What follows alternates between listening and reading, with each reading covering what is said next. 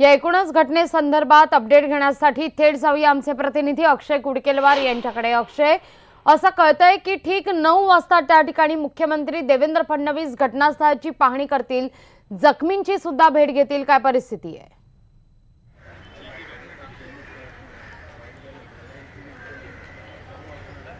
लागवी सध्या मी गोकुळदास तेजपाल रुग्णालयामध्ये आहे, जीटी हॉस्पिटल ज्याला म्हटलं जातं, आणि या ठिकाणी 16 जखमींना आणण्यात आलं होतं, ज्यापैकी 3घांचा मृत्यू झाल्याचं या ठिकाणच्या अधीक्षकांनी स्पष्ट केलंय।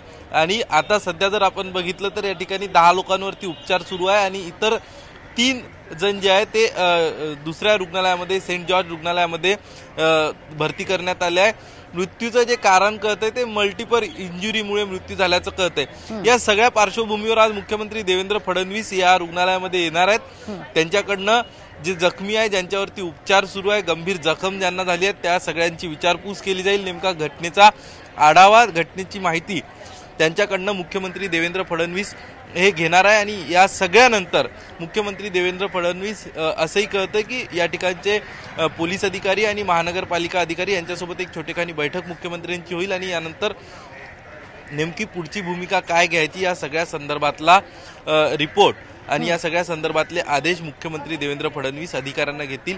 मात्र तुर्तास जी माहिती आली आहे, या ठिकाणी 10 जणांवरती उपचार सुरू आहे आणि सगळ्यात महत्त्वाचं म्हणजे या जीटी रुग्णालय जो आहे, या रुग्णालयावर सुद्धा एक थोडंसं दुःखाचं सावट पसरलं आहे, कारण मृतांमध्ये या रुग्णालयाच्या 3 परिचारिका ज्या आहेत त्या सुद्धा मृत्यू झालेल्या आहेत। त्यांचा मृत्यू या सगळ्यामध्ये झालेला आहे, ज्या डोंबिवलीला राहणाऱ्या होत्या।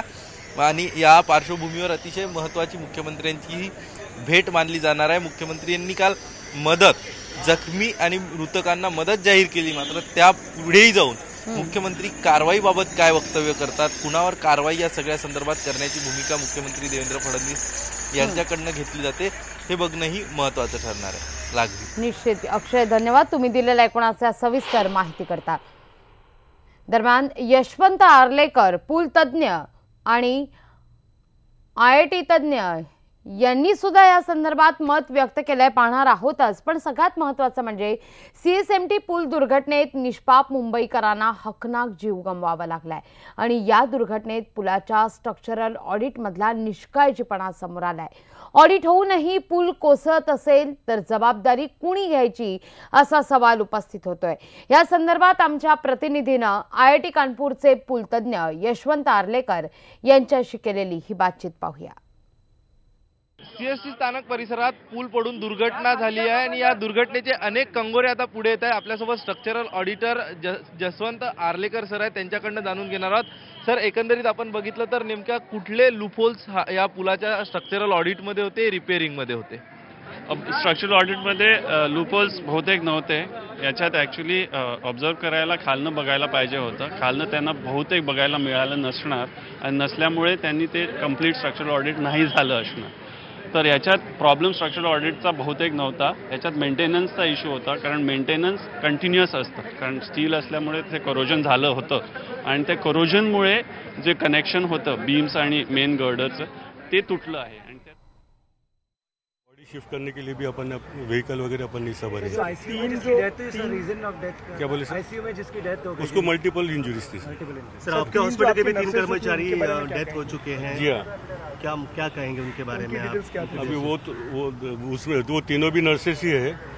तो एक बॉडी तो सेंट जॉर्ज गई थी, 2 बॉडीज अपने यहाँ पे थे, but it is very sad occasion for us.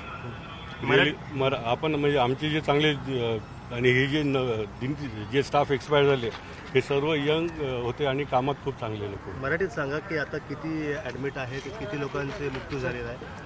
10 patient आता आपल्याकडे ॲडमिट आहेत। 2 पेशंट बॉम्बे हॉस्पिटलला शिफ्ट केले, एक JJ ला केला आणि एक पेशंट एक्सपायर झाला।